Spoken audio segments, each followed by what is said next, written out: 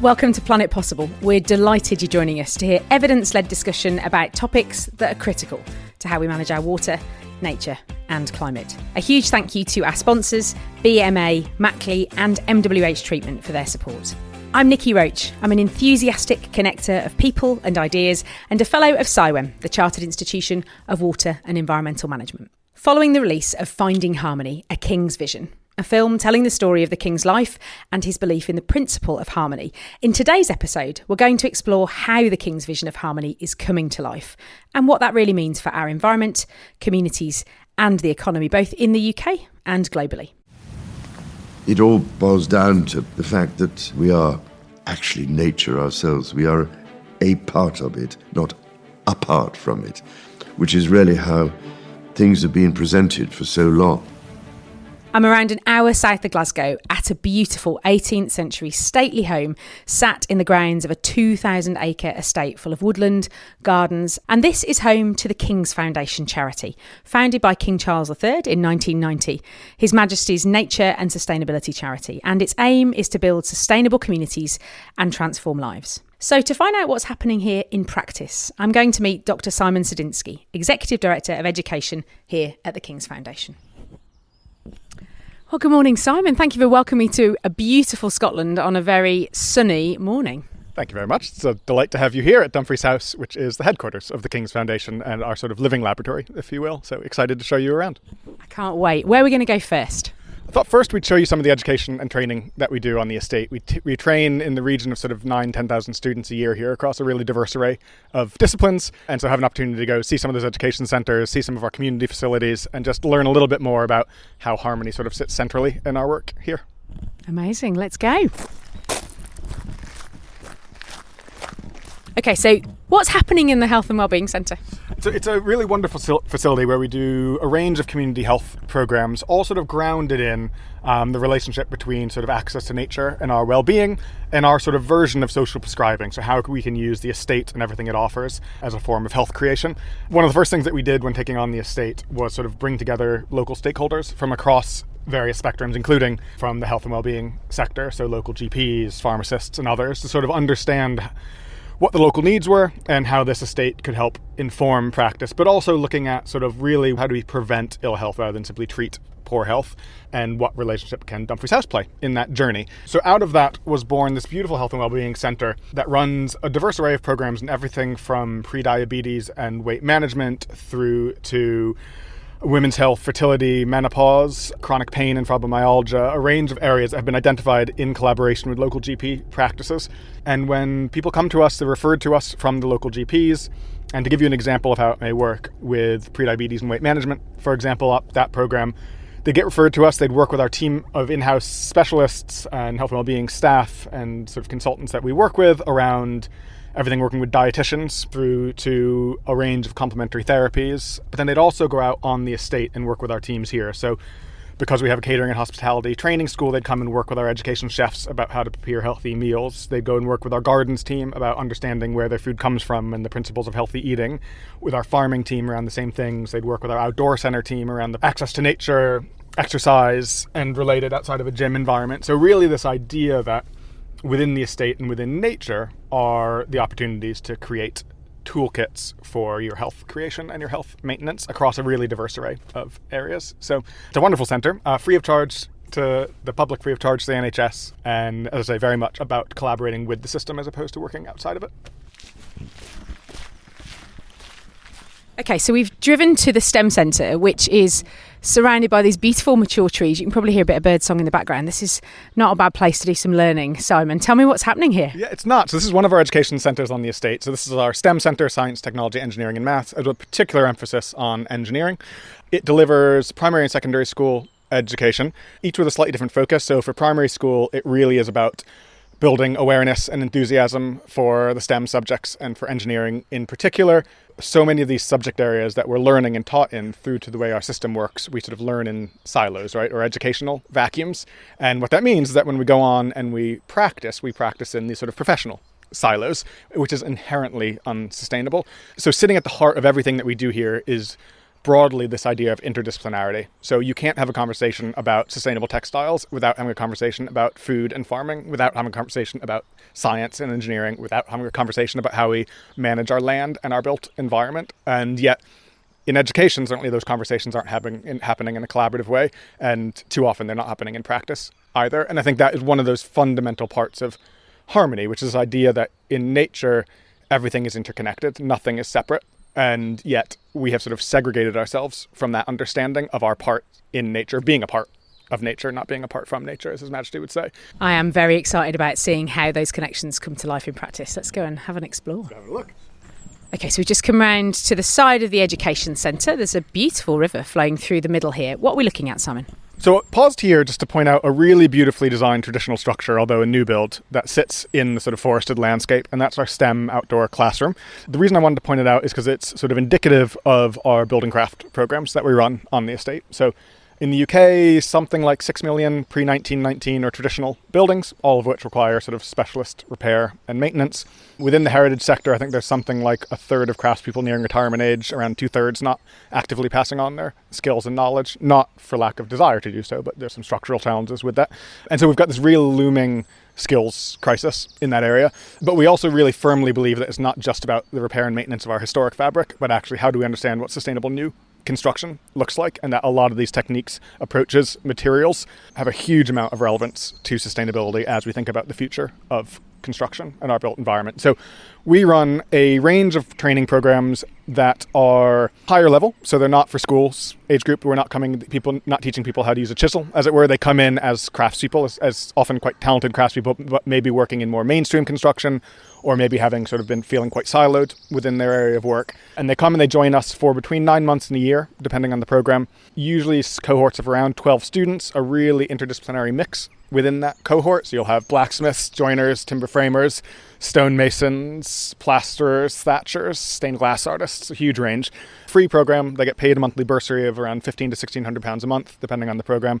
They spend a lot of their time here at Dumfries House, including designing and building what we call our live build structures, which we're looking at now, which is an opportunity for students to work on their own trade, but also work across disciplines. So they do everything from the design through to, and working with the architects, through to the construction. So a really wonderful example here, but you'll see examples of their work sort of scattered across the estate. Let's go and have a look.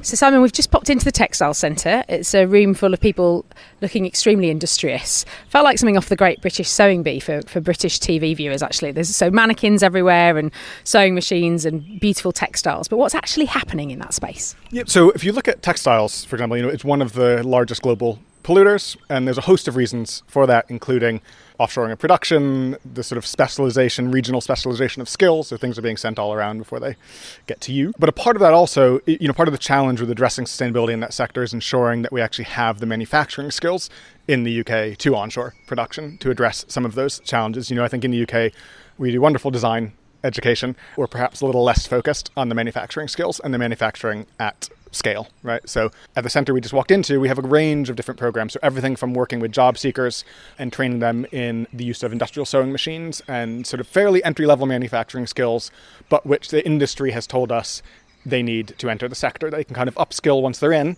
but the industry doesn't have the time, the money, or the ability to really provide that foundational training. So we provide that foundational training for employment in the local area. We then run programs for design graduates who come from incredible design schools all over the UK, and they come and they live with us for 6 weeks at Dumfries House, teaching them all about sort of batch production, so how to make in multiples. And then the students we just saw are sort of our highest level program, postgraduate program, largely run in collaboration with Chanel, and that is really about designing and creating a sort of capsule collection of garments, hundreds of garments. So the idea being that when they leave, they're better equipped to either open their own small business or move into local industry or international industry. Mackley is a civil engineering contractor specialising in water sector infrastructure, coastal projects and river works. Striving for a sustainable future, Mackley helps communities prepare better for climate change, maintain water security and enhance biodiversity. With a proud 98-year history, Mackley continues to skillfully tackle the most challenging and complex projects in water. MWH Treatment is one of the UK's leading water and wastewater process contractors. MWH offers a truly integrated design and build service that's uniquely dedicated to the water industry. With an innovative and future-facing approach, everything MWH does is guided by its purpose to shape a better world. So right across the road from the Textile Centre is your catering and hospitality school. So what's happening in here? I think it's really indicative of sort of the King's Foundation's approach at Dumfries House, which is first and foremost local community impact. We are this place as a community asset. It's sort of not just sort of for the community, but sort of the community. It has been done in consultation with and collaboration with the community. And a part of that is having what we would call sort of heritage-led regeneration, the role that this heritage asset can play in social, economic, health, educational and other outcomes in the community. And then the second layer of impact is that more systemic industry level impact. So how do we use this place as a living laboratory, as a sort of seeing is believing for the change that we think the industry can and should be taking across these areas? But the Catering Hospitality Training Centre is an interesting example of that local impact. It's an area where, you know, there is the remnants of a really strong tourism industry, but also through the work of Dumfries House, that tourism industry is really growing. So we run a training program here which takes learners, many of whom are sort of NEETs, not in education, employment or training, and trains them on a 6-week, really intensive sort of all day, every day course in both front and back of house catering and hospitality. They would start by doing both and then specialise in the area that they want to focus on. I'm really interested in, once you get beyond the walls of this beautiful estate and this extremely well supported piece of training, are people staying? Are you seeing the benefits of this kind of programme? Is it having the impact that you hoped it would have? Yeah, do you know, one of the things that we talk about a lot, and it sounds a bit like a cliche, but it's this idea of the importance of aspirational education. And I think whether you're looking at textiles or you're looking at craft and construction or you're looking at catering and hospitality, particularly the early years of your career can be pretty brutal, right? It's not amazing pay at times, it's long hours, it's a lot of grunt work, if you will. But actually, I think what we feel really strongly is that if within your education and training, you show where you can get to if you stay within this. You know, when we're talking about catering and hospitality, it's very luxury led, and their placements are things like down in London with Jamie Oliver or other places like that. And our textile centres are collaborating with these incredible partners like Chanel. But that's not just to partner with them for the sake of partnering with them. It's because the exposure the students are getting is hugely inspirational and aspirational. And so what we find is that when people leave these programs, they are moving into the sector first, and then they're staying in the sector. So we did a survey of students after 10 years of leaving our build and craft program, 80% still working in construction, which for the sector is hugely high. But I think even more importantly, 60% were actively passing on their skills and knowledge at the time, which I think is something like 3%. It's a tiny figure. So I think there's this amazing idea that if you show where people can go to in their career, but also you show the importance of their role, not just as practitioners, but as that next generation of teacher, as that next generation of ambassador, then it has a huge impact on young people going into the sector and staying in the sector. I mean, you're showing them what's possible, and I think that's absolutely wonderful. Right, let's go and have a look. Have a look. So we find ourselves now in the public walled garden. It's beautiful. At this time of year, there are crocuses and snowdrops just coming into full bloom. It looks fantastic. And I can see there's some construction work happening in the distance, and that's your education garden. Is that right, Simon? That's right. So we have a really wonderful education garden here on the estate, which works with primary and secondary school children and teaches them essentially where their food comes from, about some of the principles of organic gardening, byproducts of our gardens and how those can be used. But it really is from sort of seed to fork. And so when students come in, it's all seasonal, so they're doing whatever they would do seasonally in the garden at the time. It usually involves some element of planting, of harvesting, and then of working with our chefs to actually cook a meal out of what they've harvested that day. So a little bit of a surprise as we're driving around the estate. We've stopped and hopped out the car. There are some calves and some beautiful full-size cows. So talk to me about how agriculture is fitting into all of this, Simon. Yeah. All the animals that you see in our farm here are rare breed, and so there's a real focus on the importance of preserving rare breed animals, partly because there's a lot we can learn from them. They're very local to their environments and for a reason. And so that it's not just about preservation for preservation's sake. There are increasingly fewer places to train, and particularly if you're looking at how do you farm in a more regenerative way. So that's part of the challenge we try to address. One of the things that I took away from watching Finding Harmony was the relevance of rare breeds. And you just said, you know, that this is not about having them just for the sake of having them, really. Actually, the importance of having that diversity so that we don't have a monoculture, be that in agriculture, but also in livestock. So actually, if there is disease or if conditions change, that actually you've got breeds that are locally adapted to those. His Majesty has a wonderful quote in the film, which this won't be precise, but it's something along the lines of, it's not just about sort of the climate change, it's also about biodiversity loss, and that through that biodiversity loss, we're actually losing every day our ability to address the challenges that we face, because there is so much that we can learn from so many of these species that are being lost. So I do think that idea of biodiversity remains fundamentally important, and it's a real challenge for us. We've popped outside and I'm looking over a fence at a model of a sheep, but not any model of a sheep. It definitely looks a bit different. What am I looking at, Simon? Yes, so we have a sheep, and then next to it we have a cow, and there are actually only a few of these really going around. So they're quite new and unique. They're essentially calving simulators. They enable our learners to practice a whole range of situations and scenarios in calving and birthing in a very accurate, lifelike way, but without learning that on animals themselves, both for the sake of the animals as well as for the learners, particularly when things can go wrong. It can be a somewhat traumatic experience at times. And so, what we're trying to do with the centre is, because it's very practitioner-focused, they have the ability to test and to trial with these models, but then we're actually in a working byre where there are the cattle themselves, there are the sheep. They're learning about how to handle them, how to process them, how to work with them. So it's a little bit of everything. So just whilst we're reflecting on the visit, how many people, from an education perspective, roughly, come through Dumfries House every year? So we train around 16,000 students a year across the foundation, and that includes our sites across the UK, Highgrove, 2 centres in London, Dumfries House, as well as a number of international permanent centres that we have as well. Dumfries House, at some point in their journey, will serve as a home for a lot of students on those programmes, so we probably take knocking on around 10,000 students a year will come across the doorstep of Dumfries House. The vast majority of those are local to the area, but also it's a chance for us to take students from our other programmes, other centres or other sites, and give them access to what we teach here, and if nothing else, access to nature. So we've headed inside the beautiful Dumfries House, sat in this glorious room, actually, on this lovely warm day. I want to think a little bit now about the things we've seen on site and how we pull all of that together and scale it, really, Simon. So thinking about the film, to start off with, tell me a little bit about what Harmony is. Yeah, so I think harmony at its most fundamental level really is this idea that we are a part of nature and not apart from it. And it sounds like such a simple philosophy, but actually I think if we really think about what that means, it means understanding, well, what are the relationships between things? How do we find balance in nature, but also between the various component parts of nature, ourselves included? And this idea that nature also has a huge amount to teach us if we would only listen. And so I think really what harmony boils down to is this idea of an interconnectedness of our relationship with nature, our being a part of nature.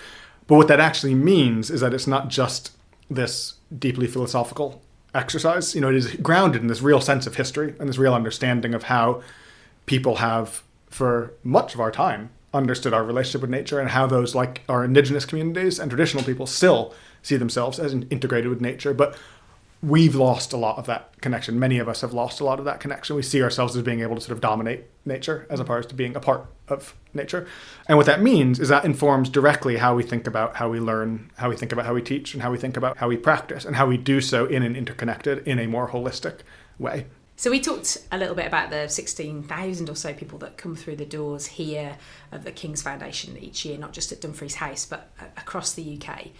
If I was to be a little challenging, though, this is this kind of beautiful bubble of perfection, that you can control a lot of the variables. And so how applicable is the work that's happening here to the kind of wider world?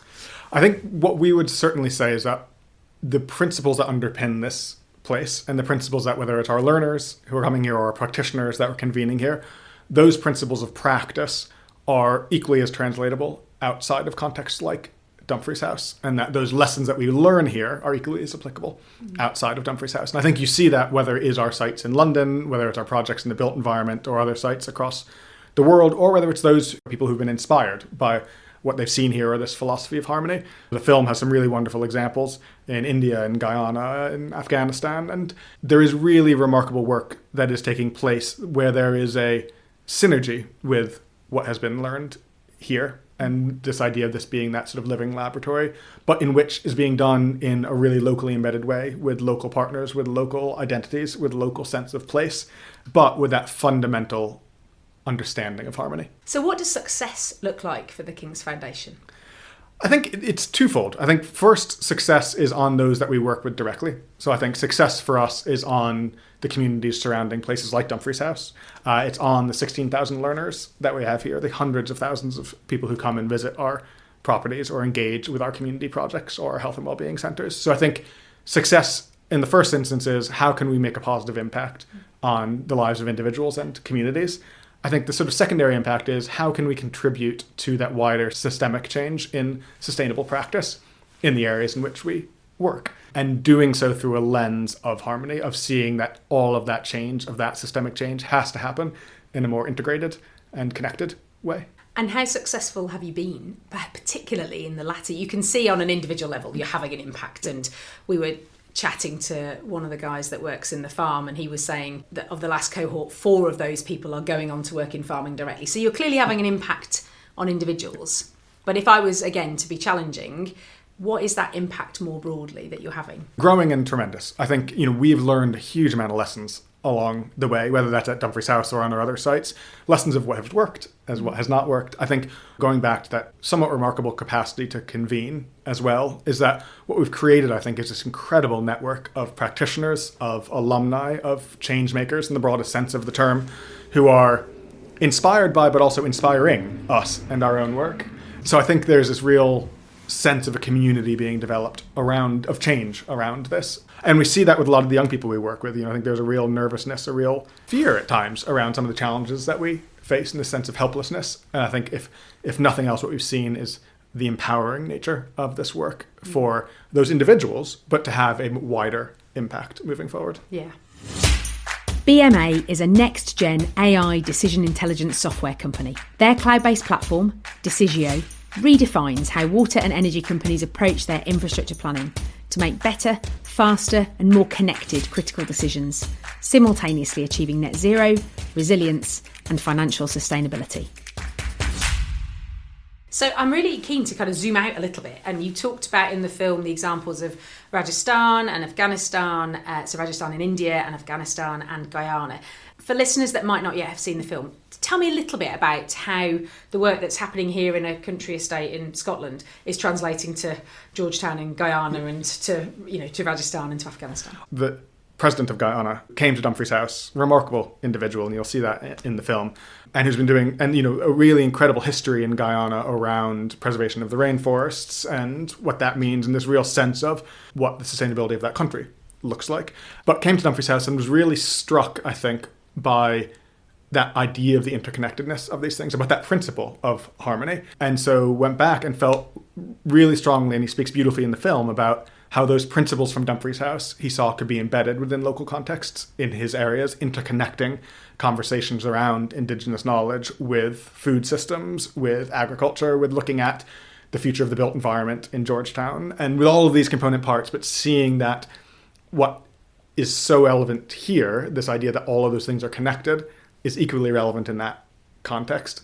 And what's beautiful about that is that we're going on element of that journey with him, and so it will directly inform our own learning and our own knowledge. So it really is this sort of give and take of bringing these projects to life. And very similar if you look at the example in India, for example, where the person who's leading on that truly spectacular project spent some time here at Dumfries House. Obviously, he'd been doing his work, but actually, so I think in some cases it's that there are also people who felt like they have this sense of connection with nature this way. And I think another really wonderful part of that convening of this idea of harmony is it's also bringing those people in who've been doing remarkable work, but maybe haven't known how to describe it or known how to create a movement around that, or who it just really resonates with. So I think the film does a really wonderful example of capturing stories where we've been directly involved, or whether actually we've seen just the remarkable work happening and wanted to be a part of that journey and learn from it as well. You talked about aspirational education. It feels like that's happening at a very practical individual level in terms of inspiring the catering student and the textile student, but also actually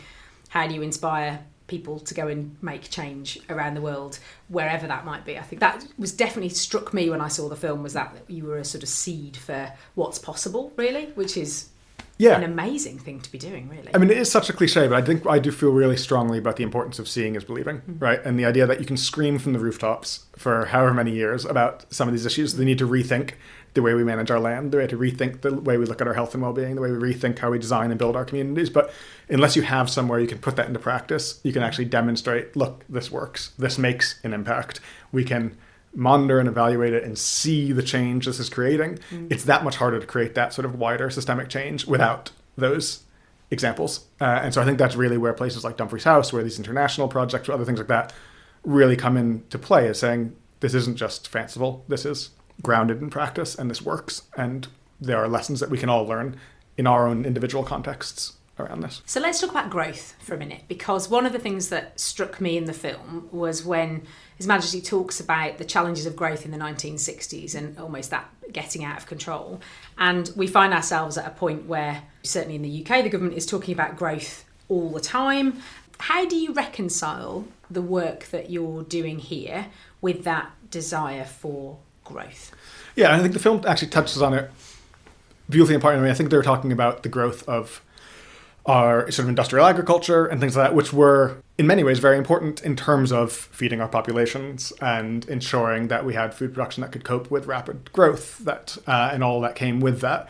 But without checks, without an understanding of the cost of that growth, it has a tendency to sort of run wild, as it were. And I think take something like economic growth, and Dumfries House has had a really impactful impact on growth of the local area, whether that's around the supply chains that surround the needs of the estate, whether that's new hotels opening up, whether that's around all of these other areas. But it's sort of done so through the lens of nature first and foremost. And I think that's a really interesting perspective of how we explore growth, understanding what the cost is as well as the opportunity for growth. And central to this idea of Dumfries House or the King's Foundation or anything is around sustainable development. It's not just around looking backwards for looking backwards' sake or keeping things they were for the sake of keeping things as they were. It's about, well, what can we learn from the lessons of the past and how can that inform future growth in its many forms?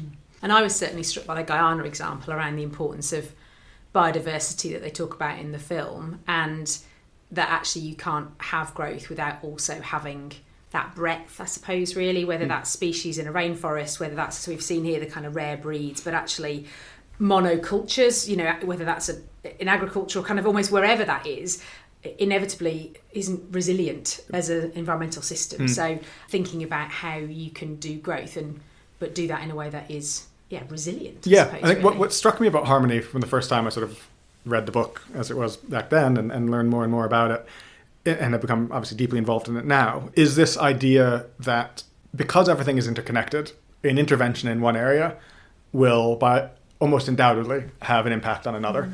And unless we start thinking in that sort of wider systems way, we're missing those connections, we're missing those gaps, and even well-intentioned interventions have the possibility of negatively impacting or positively impacting, but in a way that we don't know or understand or control. And so I think this really lovely idea that actually seeing things through that lens of circularity of the ecosystem in which we are in and the fine balances that exist within that, I think gives you a really different idea of how you think about the work that you do and the impact that may well have on other parts of our system. Yeah. I was struck as I was walking around and thinking about that principle that actually you shouldn't have unintended consequences if you're thinking in a systems way. They're just consequences and you should know about them. We are coming towards the end of our time together. I feel better just having been here. It's just glorious. There's some social prescribing happening already. A couple of final questions for you, really. One is, for people that haven't yet seen the film Finding Harmony, when they do see it, what do you hope they take away from it? There is this idea that, and I think what the film shows wonderfully, is that this is also a very personal journey of His Majesty and back when he was the Prince of Wales as well. And this idea that this is a philosophy that was born over time, and that a huge amount, and through the work of his charities and others, a huge amount of thought has gone, and experimentation and learning has gone into that. What I hope people take away from the film is that, and it sounds horribly cliche, but is the idea that, they're not in this alone. And I think that this idea of community in the broadest sense of the term is a really powerful one, and one that hopefully shines through in the film, that whether you are a student studying textiles or you're someone moving in to farming and agriculture, or you're an practitioner who's looking at how they do things differently, or wherever you may come from, that the challenges that we face around sort of climate change, biodiversity loss, and all of these are huge, but actually that there is something aspirational and hopeful about the fact that there is not only this sort of underpinning philosophy, but actually this community of people who are working collaboratively in an integrated way to create change. And I think that's a really wonderful thing. So final question for you then. You know what's coming. I'm passing you the now famous Planet Possible magic wand. Give it a wave, Simon. What do you want to make possible? One of my favourite moments here at Dumfries House is an annual summer school we run that brings together a huge range of students from across the world, many different countries joining us, across a range of different disciplines. They can be architects, they can be designers, they can be artists, they can be craftspeople. And they spend 3 weeks here on the estate, essentially exploring each other's trades and practices. And I think what is so wonderful about that, it's one of our longest running programs, and we're in our 35th anniversary year, or just coming out of it. What's amazing about that is just sitting back and listening to the conversations that are happening and eavesdropping. And it really is just this remarkable thing where people are not just enthusiastic to be there, but actually feeling this incredible desire to share their own knowledge, to share their own learning, and to learn from others in this pretty remarkable little ecosystem where they're living together, they're working together, they're understanding each other's trades and practices, they're getting hands-on, and just spending 3 weeks creating a system of knowledge exchange. And so my magic wand would be for more opportunities like that at scale, that's actually built into the way in which we learn and the way in which we practice this idea of knowledge exchange, of shared learning, and of tackling some of the challenges we face in a more cohesive way. Amazing. Simon, thank you so much for showing me around Dumfries House, and thanks for joining us on Planet Possible. It's been a pleasure. Thank you. It is possible, in terms of the future, to arrive at some sort of harmony or balance between man and nature. We should have been doing it long ago. We've got to do it as fast as we can now. Remember that our children and grandchildren will ask not what our generation said, but what it did. So just before I jump on the train and head south, a few reflections from a really extraordinary morning here at Dumfries House. The first one is the power of people coming together and sharing skills, and those unpredictable conversations that they have as part of that experience, and feeling part of something, feeling part of a community and sharing some of those challenges that can sometimes feel a bit overwhelming. It's really powerful. The second is really the international impact that Dumfries is having. It's definitely a unique project, but it's trying to not be unique. It's trying to inspire action, and we're seeing that already in Guyana and India and Afghanistan, but actually, where else is that going to have impact? I'm excited to see what happens next, really, what's possible. And then the final thing, I think, for me, is seeing the idea of everything being connected coming to life. It was really powerful to see that in practice. There is a strong feeling of positivity and possibility here, and it's infectious, and it's inspiring me to do more. And I hope hearing a little of what's happening here today maybe inspires you too.